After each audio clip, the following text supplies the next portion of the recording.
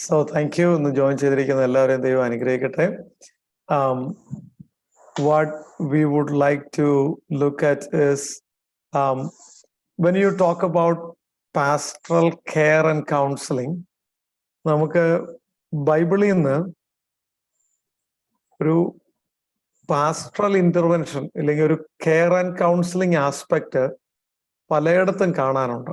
Like let's say for example, you find in the Old Testament, Bible says about God who counseled people at times. ഇപ്പൊ ഉദാഹരണത്തിന് പ്രശ്നത്തിലായിരുന്ന പല ആളുകളുടെ അടുക്കൽ കർത്താവ് ഇറങ്ങി വന്ന് അവരെ കൗൺസിലിംഗ് ചെയ്ത incidents like Abraham was completely down and frustrated, and whenever he sat before the Lord gave him a lot of encouragement every time. In a way, one of the things that counselors do is that നമുക്ക് ഭയങ്കര down ആയിട്ടിരിക്കുന്ന ആളുകളെ encourage ചെയ്യാൻ സാധിക്കും എന്ന് പറയുന്നത് ഞാൻ പലപ്പോഴും വിചാരിക്കാറുണ്ട്. Example, Elijah under the broom tree showed all kinds of symptoms of depression, no? Eating problem, not able to eat, sleeping issue, sleeping all the time, loneliness issue, don't want to mingle with people, he was lonely all the time. And not only that, negativism, all negatives only he was saying. പിന്നെന്താണ്, suicidal tendency, എന്നെ അങ്ങ് എടുത്ത് വെച്ചാൽ മതി, എല്ലാം ഡിപ്രഷന്റെ ലക്ഷണങ്ങളാണ്. You know what കർത്താവ് ചെയ്തത്? He came down and then asked him to eat and said, go walk. Walking is the best antidote to depression. So God did that. ഇന്നും ഡിപ്രഷനിലുള്ള ആളുകൾക്ക് മരുന്നെടുക്കുന്നതിന് മുമ്പ് one of the things that we say is, if you can start this jogging, dopamine ബ്രെയിനിൽ, feel good hormone ബ്രെയിനിൽ produce ചെയ്യുന്ന best കാര്യം അതാണ്. So you find in the Bible God act in many occasions like A councillor.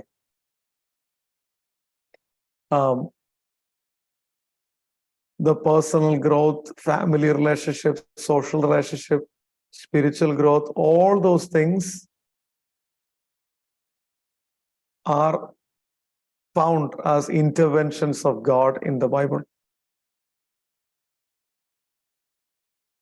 And in the church, counseling applied to the church, അവിടെ നമുക്ക് 3 ആസ്പെക്റ്റിൽ കാണാൻ പറ്റും. Preventive, interventional, educative. അപ്പൊ counselling നമ്മൾ ചർച്ചിലേക്ക് കണക്ട് ചെയ്യുമ്പം ഒന്ന് പ്രിവെന്റീവ് ആണ്. പ്രിവെന്റീവ് എന്ന് പറയുമ്പം we are trying to prevent problems from happening. That is a function of counseling by a pastor in the church. Preventive. How do we prevent issues? Like saying, you conduct family nurturing programs. ഫാമിലീസിനെ, കപ്പിൾസിനെ വിളിച്ചു വരുത്തിയിട്ട് couples സാധാരണ face ചെയ്യുന്ന കുറെ problems അങ്ങ് address ചെയ്ത് സംസാരിക്കുകയാണ്.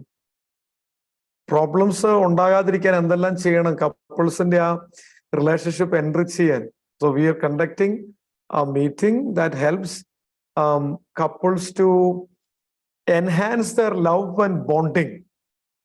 So what are we actually doing? We are preventing problems. So by giving nurturing elements in the church, you are preventing problems. അപ്പൊ നമ്മുടെ കൗൺസിലിംഗ് അവിടെ പ്രിവെന്റീവ് ആയിട്ട് ഫങ്ഷൻ ചെയ്യാണ്. ഇല്ലെങ്കിൽ ഒരു യൂത്ത് ഗൈഡൻസ് ക്ലാസ് വെച്ചു. ആ യൂത്ത് ഗൈഡൻസ് ക്ലാസ്സിൽ ഇന്നത്തെ യൂത്ത് ഫേസ് ചെയ്യുന്ന 2-3 പ്രശ്നമൊക്കെ എടുത്തിട്ട് അതിന്റെ ഇഷ്യൂസ് എന്താണ്, എന്തുകൊണ്ടാണ് അത് ഉണ്ടാകുന്നത്, എന്തൊക്കെയാണ് അതിന്റെ പരിഹാരം എന്നൊക്കെ അങ്ങ് ചർച്ച ചെയ്യുമ്പം in a way you are preventing problems from happening. That is preventive. ഇനി രണ്ടാമത്തത് റെമഡിയൽ. റെമഡിയൽ എന്ന് പറയുമ്പം there is already a problem. a problem happened. അപ്പോൾ നമുക്ക് വേണ്ടിയത് now how to resolve that problem. What are the remedial steps we can take?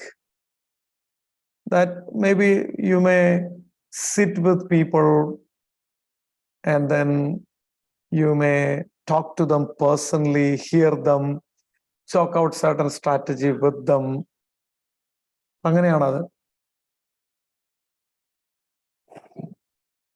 Next one is educative. Educative is you are equipping people so that they know how to resolve problems by themselves. Like you are imparting skills to people. In some of the classes or some of the conversations, you are giving insight to people on how to resolve conflicts.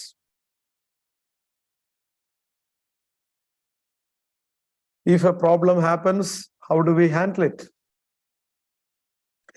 Educative one. Preventive, remedial, and educative.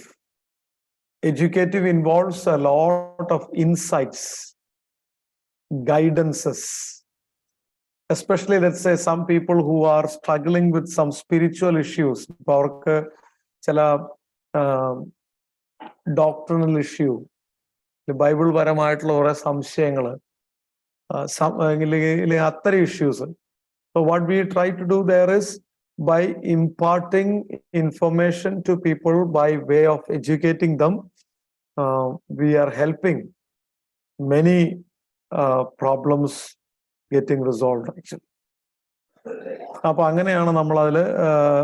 പിന്നെ നമ്മൾ അടുത്തൊരു കാര്യം പറയാനുള്ളത്, കുറെ assumptions. നമ്മളിപ്പോ ഈ counselling എന്ന് പറയുന്നത് ഇംപ്ലിമെന്റ് ചെയ്യുമ്പം certain assumptions that helps us in an effective implementation of counseling. അതിലെ ഒരു അസംഷൻ എന്ന് പറയുന്നത്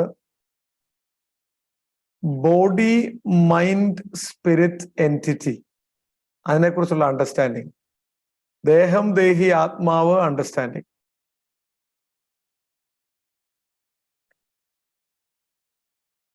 ദേഹം ദേഹി ആത്മ, mind, body, spirit understanding is one of the assumptions on which our counseling is focused or based. Like for example, we have a mind. Mind can affect body. Body can affect mind.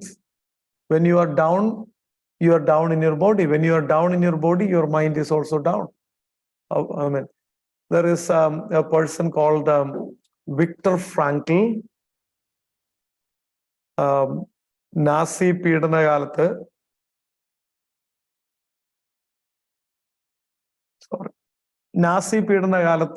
Viktor Frankl he went through an experience actually. The experience is അദ്ദേഹത്തെ arrest ചെയ്തു, Nazi ആൾക്കാർ arrest ചെയ്തു. അപ്പം he had a manuscript in his hand. He was writing a book, Man and His Meaning. So the manuscript was almost done. So when they arrested him, he also took that manuscript with him. But these Nazi people asked him, what is this? He said, it's great work, and even if you put me in prison, publish this, it will help people. They're talking to Nazis, no? So they burnt it in front of him, all the manuscripts, and put him in the Nazi concentration camp. You understand what is happening in Nazi concentration camp? Huge problem. അപ്പൊ അതിൻ്റെ ഇടയ്ക്ക് ഇദ്ദേഹത്തിന് ഭയങ്കര tension ഉണ്ടാക്കാവുന്ന എല്ലാ സിറ്റുവേഷനും ഉണ്ട്. But then എങ്ങനെയാണ് അദ്ദേഹം survive ചെയ്തത്? Later, he came out of the Nazi camp, but he was assessing himself, how did I survive that? So he found an answer. The answer was, every time he said to himself, one day I will get out. ഒരു ദിവസം ഞാൻ പുറത്ത് കിടക്കും. Hope. When he came out, he developed a psychotherapy called logotherapy, in which he said, you are talking about body, mind, and spirit. അപ്പൊ അങ്ങനെയാണെങ്കിൽ the spirit part cannot be affected with your mind or body. But spirit part can affect both. It cannot be getting affected. That is what, just one idea he was saying. I'm just saying how to connect this. Like if we try to connect it to our spirituality, നമ്മുടെ ആത്മീയ ജീവിതത്തെ connect ചെയ്താല് നമ്മുടെ ആത്മീയത നമ്മുടെ ശരീരത്തെയും മനസ്സിനെയും ബാധിക്കാം, നമ്മളെ അപ്പാക്കാം. പക്ഷെ നമ്മുടെ ശരീരവും മനസ്സും നമ്മുടെ സ്പിരിറ്റ് പാർട്ട് ദൈവം തന്നതായതുകൊണ്ട് അതിനെ ബാധിക്കാതെ സൂക്ഷിക്കാൻ പറ്റുന്നുള്ളൂ. So in other words, it is tapping into spiritual powers that you have within, that is implanted in you by God. നമ്മുടെ അകത്ത് ദൈവം വെച്ചിരിക്കുന്ന ആത്മീക മനുഷ്യൻ, ആ ആത്മീക മനുഷ്യൻ മുഖാന്തരം ദൈവം അകത്ത് തന്നിരിക്കുന്ന ബലത്തെ ഉപയോഗിക്കുക എന്നുള്ളതാണ് ഈ പറയുന്ന അർത്ഥം. So your mind is down, your body is down, but you find many people who claim, who are able to authentically say that my spirit part is still very strong. ചില പുസ്തകങ്ങളൊക്കെ you might have come across, like one book called Johnny. Johnny was completely paralyzed. Like when the paralysis is something that takes away all the energy, when you cannot move your body, that is too much to adjust with. But then ആ paralysis എന്ന എക്സ്പീരിയൻസിന്റെ നടുവിലൂടെ പോയപ്പം how she was able to reflect back on her spirituality, tap into her spirituality to regain power in the mind. അപ്പൊ അത് ഒരു assumption ആണ്, connection between mind, body and spirit. അടുത്ത assumption, each individuals are unique persons.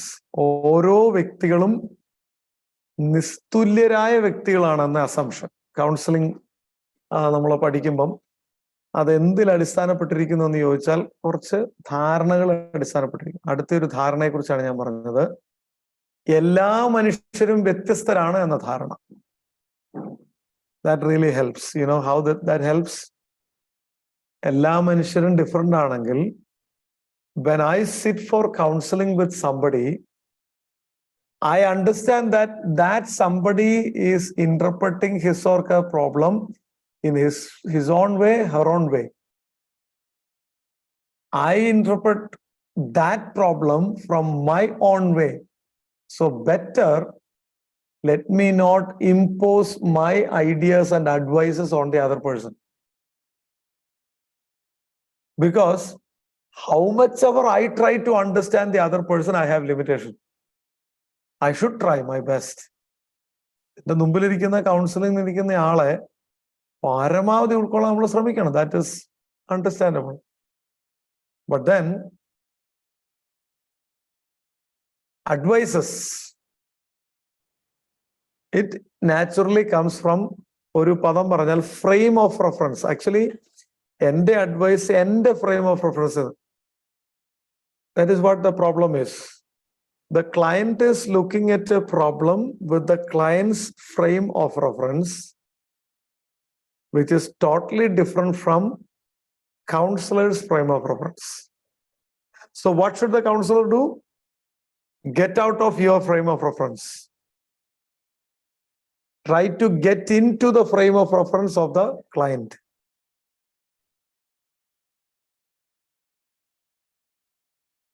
അതിനെ വിളിക്കുന്ന ഒരു പേരാണ് empathy. That is a terminology for that. Empathy. Empathy is different from sympathy. Actually, sympathy is like, let's say for example, ഒരു ഭയങ്കര വെള്ളപ്പൊക്കം നടക്കുകയാണ്. So in this, people all are struggling because of the flood.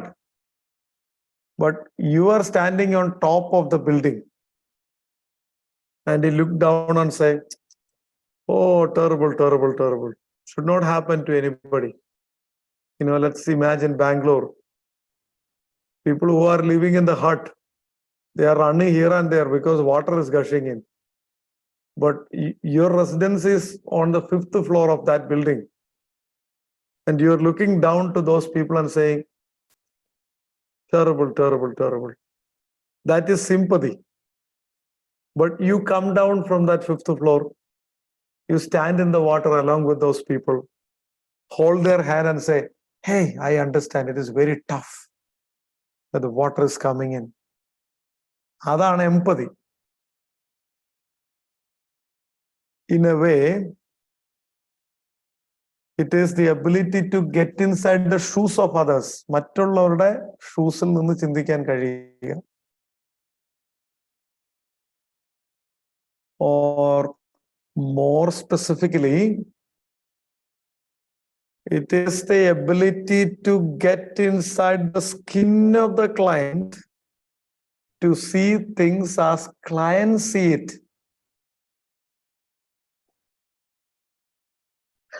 As if you are a client, but without ever losing the as if condition. If you lose the as if condition, it's a big problem. Client begins to cry, you also begin to cry. The client stops crying, and then client becomes counselor. As if condition വിടാൻ പാടില്ല. As if I were the client. As if I was the client. അങ്ങനെ ചിന്തിക്കാൻ പറ്റും. But without ever losing that as if condition. So it is the ability to get inside the skin of the client to see the problem as the client see it, but without losing the results of being a counselor. That is what we are talking about. So each individuals are unique is the next assumption. All of us are unique, which means you look at a problem totally different than how I look at that problem. I should accept that, understand that as such.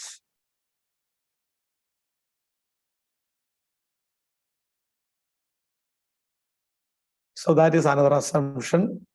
Next assumption, behavior is caused. That is the next assumption. സ്വഭാവം രൂപീകരിക്കപ്പെടുന്നതാണ്.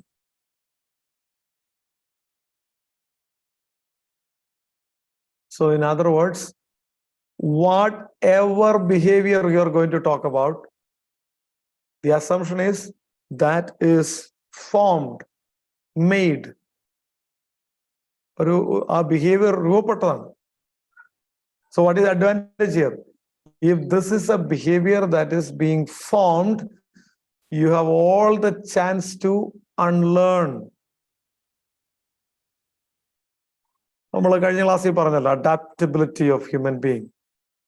അപ്പൊ ആ learn ചെയ്തതിന് unlearn ചെയ്യാൻ പറ്റുമോ എന്നുള്ളതാണ് അവിടുത്തെ assumption.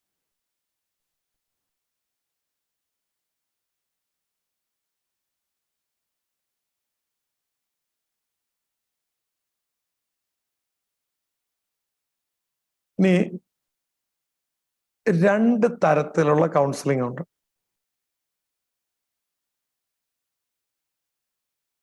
One is directive approach. The other is non-directive approach. 2 തരത്തിലുള്ള counselling ഉണ്ട്. ഡയറക്റ്റീവും മറ്റത് non directive.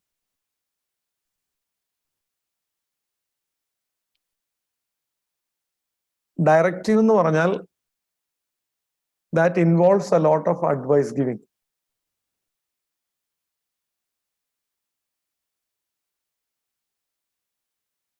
Lot of advice giving, in which you act as somebody who directs the client, like a doctor who says, do this, do that. So that is directive approach. അവിടെ മിക്കവാറും ഒക്കെ ആ പ്രോബ്ലത്തെ പ്രോബ്ലമായിട്ട് അങ്ങ് എടുക്കത്തേ ഉള്ളൂ. Problem solving approach എന്നൊക്കെ വിളിക്കും. അല്ലാതെ എവിടുന്നാണ് ആ പ്രോബ്ലം ഉണ്ടായത്, how did it come, how did it get intensified, ഇതൊന്നും അവിടെ വിഷയമല്ല. Directive is telling the others on what to do.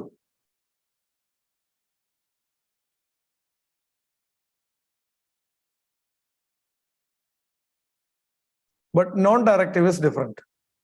Non-directive is mostly listening than telling.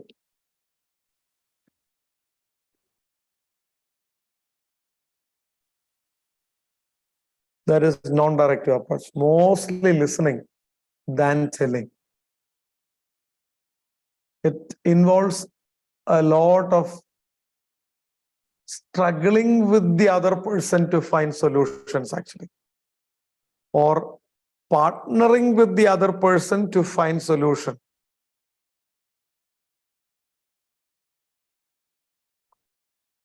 It is like you are holding a mirror back to the client,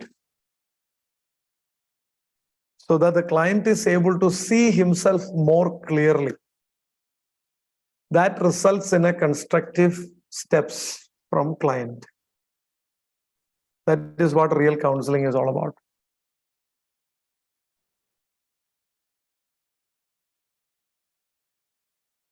So it is being with the other.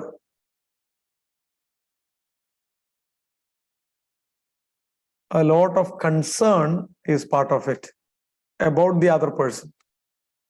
So here you mostly reflect, facilitating a change. Instead of directing, you are facilitating, because you believe കൗൺസിലിങ്ങിന് വന്ന ആൾക്ക് ആ problem solve ചെയ്യാനുള്ള capacity ഉണ്ട്, ഉപയോഗിക്കുന്നില്ലെന്നേ ഉള്ളൂ. That is the way we look at them. The client who has come for counseling has the ability to resolve problem. Only thing is the client is unable to use that so far. അപ്പൊ അവിടെ നമ്മുടെ objective എന്താണ്? It's like a thick dark cloud about to rain down. So what you do is to help it rain down, so that the sky becomes clear to see things better. Thick fog പോലെ പ്രശ്നത്തിന്റെ നടുക്ക് നിൽക്കുന്ന ഒരാള്, not able to see the solutions or steps to go forward. അപ്പൊ നമ്മൾ ചെയ്യുന്നത്, all what we do is to help them to remove this fog around them, so that they can see things better.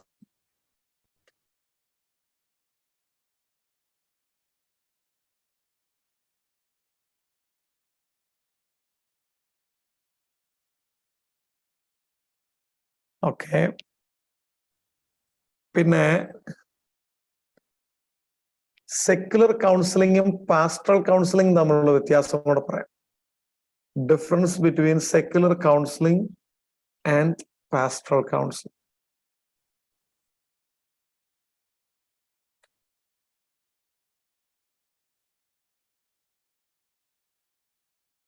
Pastoral counseling is exercised by a pastor who is a representative of the church, which means there is a spiritual background to it. That is a uniqueness of pastoral counseling.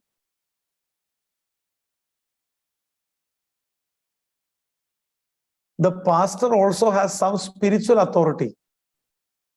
Like when a pastor is ministering to somebody or talking to somebody, that somebody gives pastor a lot of respect in comparison to the respect that they gave to a psychiatrist or a counselor. They give much more respect to a pastor because of that spiritual thing, spiritual authority. Next is, there is a lot of ministry orientation in this pastoral counseling approach. ഒത്തിരി ഒരു ministry orientation നമുക്ക് കാണാൻ പറ്റും. അതായത് ആത്യന്തിക ലക്ഷ്യം spiritual nourishment ആണ് pastoral കൗൺസിലറുടെ.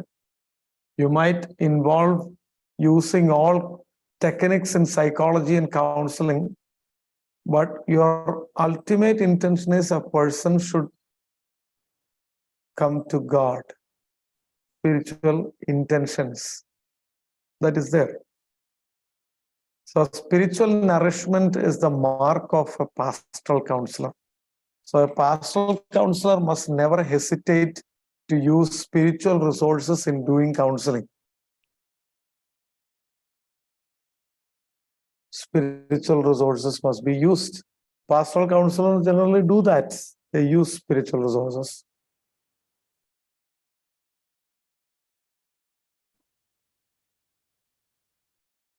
Pastoral counselor uses Bible. So all kinds of prayer or Bible and other spiritual resources. So these are the difference between secular counselor. Actually, there is the most important thing in secular counseling is lack of ethical standard that binds them. Ethical standard in the sense, not ethics in counseling, but ethical things in the issues dealt in counseling. Like ഞാൻ ഓർക്കുന്നുണ്ട് ഒരിക്കൽ എൻ്റെ അടുത്ത് കൗൺസിലിങ്ങിന് വന്ന ഒരു case what they said was that a girl who is 17 years got pregnant.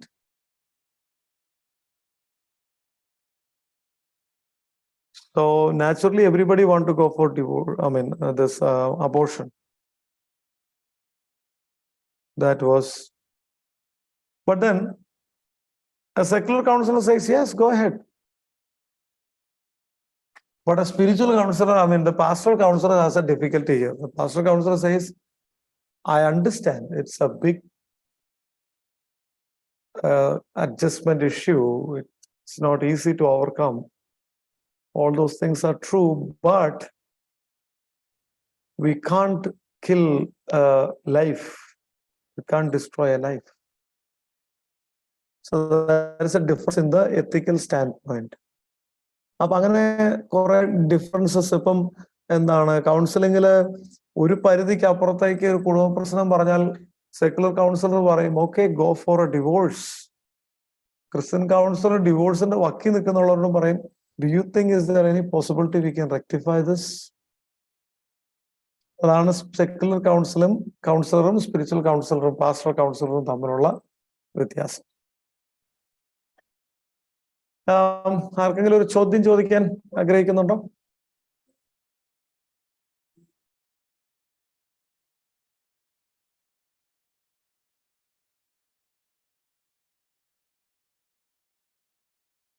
ഇല്ലെങ്കിൽ കുറച്ച് challenges പറയാം. കൗൺസിലിങ്ങിലുള്ള ചില challenges.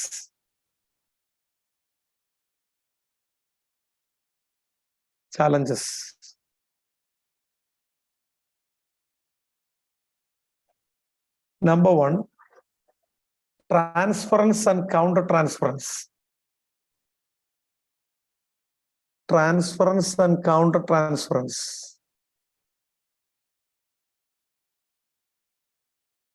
The other day, I was talking to a counselor, and the counselor was sharing with me a difficulty that the counselor faced.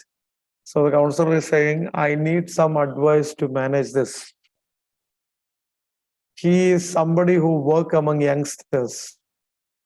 So one young girl took his number and requested for some sessions. So he gave.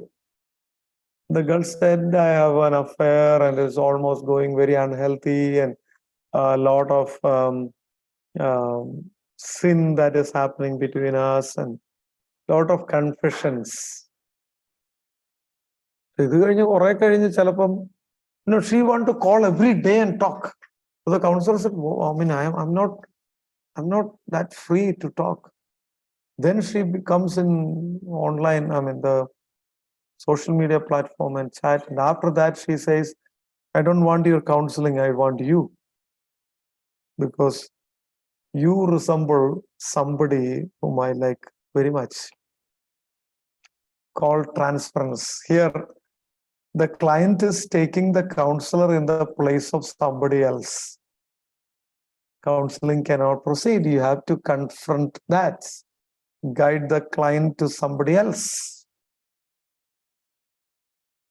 Transference is the opposite. Counter-transference is when you develop a totally different approach to a client than the approach of a counselor. You are taking client in the place of somebody else. So if you don't address these issues, it will damage counseling. It will create a lot of frustration, tension, unnecessary issues.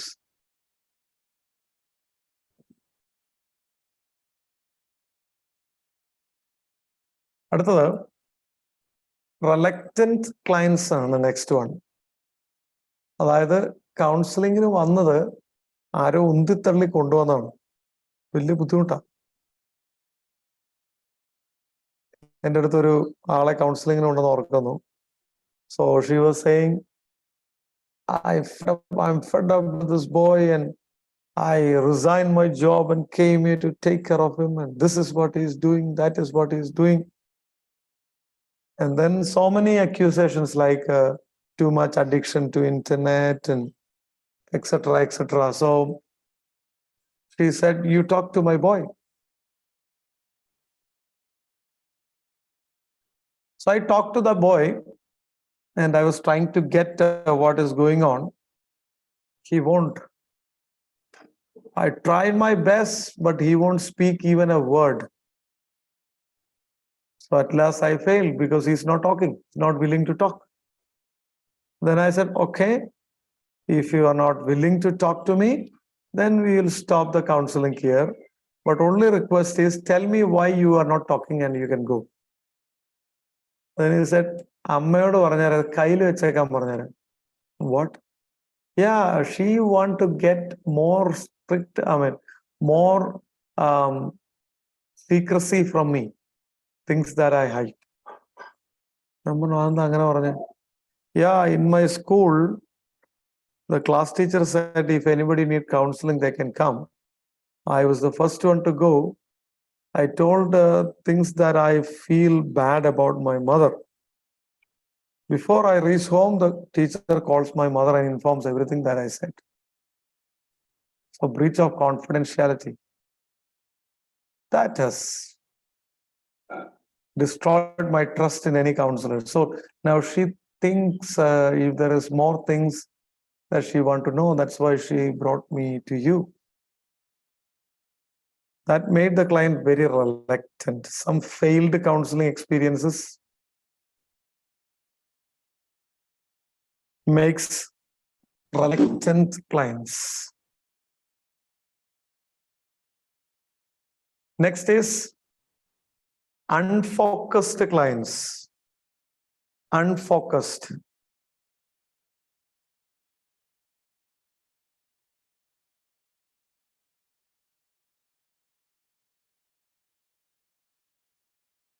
Unfocused client means a client who starts speaking, but in between the client goes beating around the bush. You bring the client back, then also the client goes here and there. Like, I don't know whether I told you this example before. ഒരാളിനെ phone വിളിക്കുകയാണ്, എൻ്റെ ചർച്ചിൽ തന്നെ ഒരു ബിലീവറാണ്. Pastor, you remember that servant who is helping that old man in the church? That servant? I said, no, I don't remember. Who is that? Yeah, Pastor, you saw that servant, that place, this place, and she's from here and there. She took 10 minutes to explain who that servant is. I said, okay. Then I heard somebody fell unconscious, and then I asked her, okay, the servant fell unconscious in the house where she serves, or is it happened in her own home? And she said, Pastor, adalla njan parnje, achayan thala irangi vanu. That uncle fell down. So I was wondering, like, if you make a phone call, first thing you say, that uncle fell unconscious, please come immediately. But here is somebody who is starting to say, I was working in the kitchen, then my phone rang, went back and took the phone. It was a servant from that house, etc., etc. Lot of stories. Some people are very good in explaining things and Every now and then they go away from the fact that they were saying. So clients who are not focused pose a big challenge to us. Those are the clients who simply beat around the bush. So what you do is to confront those clients, saying that, okay, I understand those things are very important, but we were explaining this. Can you come back to that and tell me a little more on that? So you bring your client back to the track. That's നമ്മൾ ചെയ്യേണ്ട ഒരു കാര്യം. അപ്പൊ അങ്ങനെ ചെയ്ത് കഴിയുമ്പോൾ ക്ലയൻസിന് എന്താ focused ആയിട്ടിരിക്കും. So that is what the remedy is. And there are some cases in which we have to refer. Refer in the sense you might have heard about delusional syndrome, samshayarogam, people who doubt things as if it is happening, but actually it is not. Those type of issues requires referral counseling. So these people must be referred to a psychiatrist, because with your counseling, you can achieve very little only.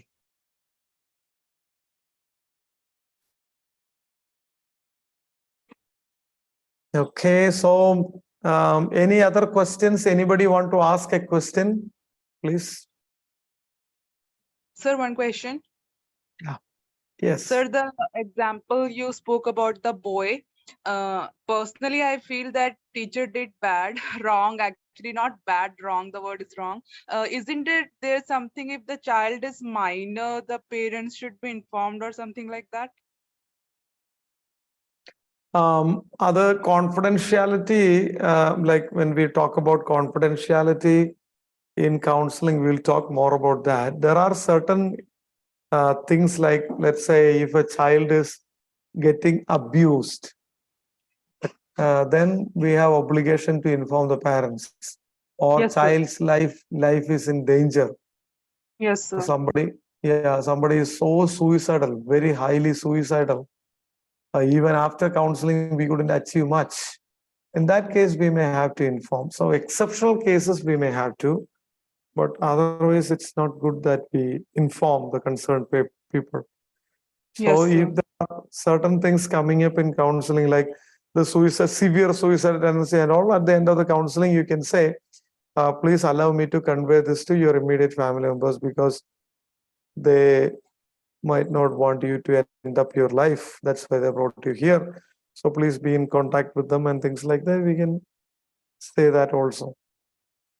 Sure, sir. Sir, with empathy, Sir, sir, I wanted to ask about compassion, where it stands. Yeah, the compassion. Okay, let me put it this way. The compassion to people enables us to show interest in them, first of all. Secondly, compassion to people helps us to be patient in listening. Compassion to people helps us to be focused in our ministry identity when we do counseling. Those are the things, actually. Understood, sir. Thank you. Yeah. Sir, I have two questions. One Yeah. is that, like, Oh, to you know got if muted. there is, Yes, please go ahead. like, if there is some drug abuse happening, so that also we should inform the parents. Is it, or it can go like haywire? If there is a, so, yeah, what is that approach? And in that case, I couldn't listen all the words, but what I understood is, if somebody is going through a drug abuse, should we inform the parents, isn't it? yes. If the person comes for counseling, what our intention is that we help this person to go through the stages of counseling, and at the end, person realizes the problem and repent and come back. If that is happening, we don't have to inform. But if there is no progress and the counseling failed, then I think you can inform the client that I may have to help your parents to be aware of this and things like that. But mostly, thank you. unless the other cases, we don't reveal. Yeah, maximum we don't reveal this to anybody, including parents, unless Okay. exceptional cases, like I said. Yeah. Sir, I have a So question. thank you. Yeah, please, yes. Sir, there is a survey that because of harassment, sexual abuse in childhood, most people turn into gay and homosexual as per the LGBTQ community. So my question is, can counseling bring them back again to a normal state? My answer, definitely we can. There are various studies that proves homosexuality is treatable. Homosexuality, people who engage into homosexuality, one of the best methods that practitioners use is called aversion therapy. So aversion therapy is to help this person to go through the imagination of that sexual stimulant related incident, but in imagination, connect that to some aversion inducing things, and they develop aversion to that actually ultimately. Some people use some mild equipments they connect it to their legs or hands and things like that, and when they are high in the imagination of homosexuality, then that circuit is on, so that they get so much of irritation that is becoming aversion. So when it is repeated several times, the very imagination of homosexual relationship makes that aversion feeling. Like, Yes, sir. Thank you, sir. so we will continue our discussions in the next class. So thank you very much for your attention today. Bye then. Thank you, sir. Thank you. Thank you very Thank you, much. sir. Okay. God bless. Thank you. Right, sir. Bye everybody. See you next class. Bye. Thank you, sir. Thank you, sir. Thank you, sir. Welcome. Thank you. Good night.